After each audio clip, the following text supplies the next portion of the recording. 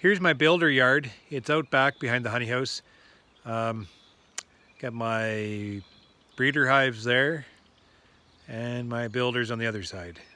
Carrie did a graft yesterday and today. I try my darndest to keep out of the hives while the cells are establishing themselves. But I can't help myself sometimes. I like to know what my catch is so we can kind of plan and predict ahead. This step is not necessary and it's best to leave them the hell alone. But this is the first graft. I'm really curious on how it's taken. The first graft is kind of like the first inning in baseball. Sometimes it can go very well, and other times it can just be a complete gong show. So we'll just take a peek and see what's going on here. So this is my builder yard, and like I was saying, these are my breeder hives. So Carrie pulls from the one side and she will graft from each one all the way through. And then the second time through, she'll pull from her favorites and then dedicate to about 5 out of the group. So these are the builders. I have 4. So we have a rotation. We're only doing 1 graft frame for now. Until we get really busy, we might start laying 2, so we'll need 8 builders at that time. But anyways, so this is builder C, D, E, and F, and my builder is slot A and slot B. So in slot A we have a frame. It is from breeder ABQ, and we grafted on the 23rd. So let's just double check. Graft 23rd. So if the graft's on the 23rd, that means the cells are going to transfer to the incubator on the 31st, and then on June 2nd we're going to transfer them into the nukes. So there you go, that works. So let's just take a peek inside. Okay, typically I like to leave the builders alone at least for 36 hours. This is the first graft and I just want to take a peek to see how it's doing.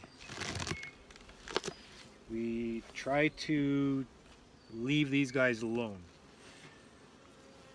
Hardly any smoke. We don't like using smoke in the builder yard or with the around the breeders, but we find if we don't use smoke in the yard, these guys get really cranky. So we kind of use the smoke kind of like a whip. So we kind of train them that when we're here with the smoke, we use just a little bit, keeps them calm, and then the yard stays in a lot calmer state. So looks like they're eating the patty. All this pollen coming in, they're still devouring this stuff. Okay, let's just see what's going on here. Carrie would kick my ass if she knew I was digging into here, but I'm the boss, so be it. Carrie does all my queen work, my graft work. I basically just set the plate. She does she manages the queen rearing operation as she sees fit. I'm good with a hammer. I'm not very good with a grafting tool, and I don't pretend I am, but I am really good at setting the plate and putting the program together, and then Carrie does all the work and she executes it. So she has her own, and I just leave it all up to her.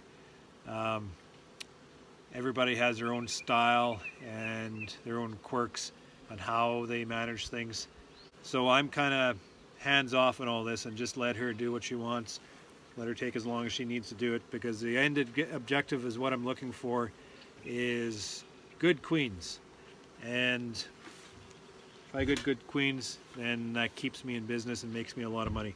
So this is the time of year we got to dedicate a lot of attention. We can't rush through any of this.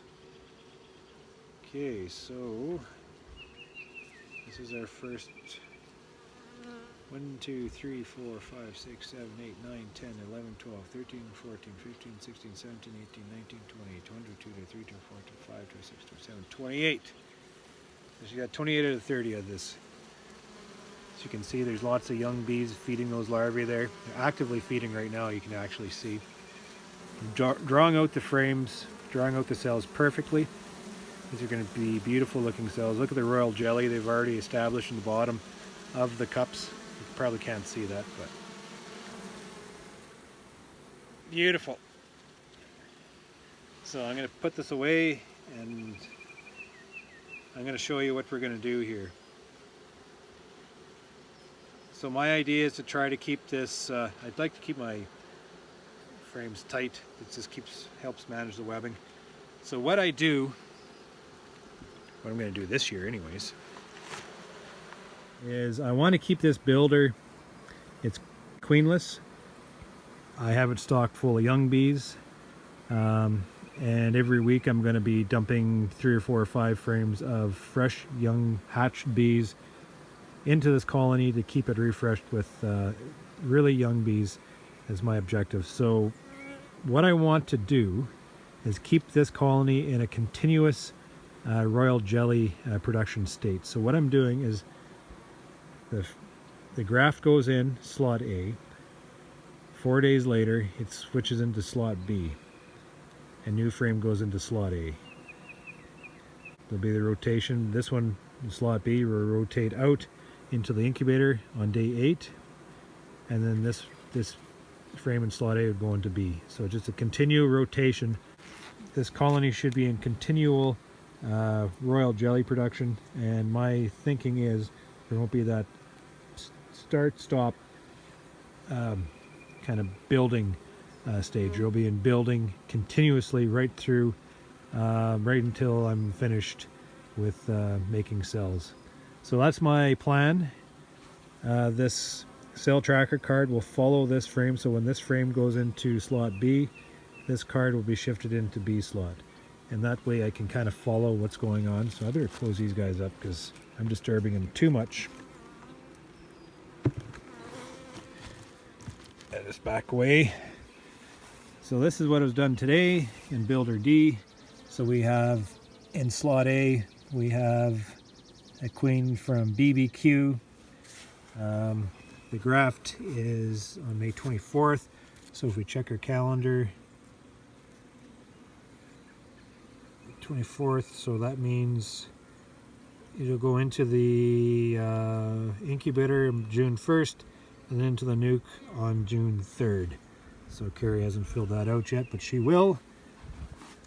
Tomorrow's graft will go into Builder E, and then the day after that we'll be shifting this frame into slot B and dropping the frame into here for our 4th day of grafting. And at the same time we're going to run a frame into Builder F. So every 4 days we're going to double up our cell production. So we're going to go 30 cells a day, and then on every 4th day we're going to run 60, just to kind of give us a bit of a boost. So that should give us at least 25 good cells every day if we're lucky, and we'll see if that works out.